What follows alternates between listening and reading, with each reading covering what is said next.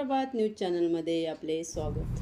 बदलापुरातील लैंगिक अत्याचार प्रकरणी आरोपी अक्षय शिंदेला आज कोर्टात हजर केले असता पुन्हा 14 दिवसाची न्यायालयीन कोठडी सुनावण्यात आली असून पुन्हा आधारवाडी जेलमध्ये त्याची रवानगी करण्यात येणार आहे।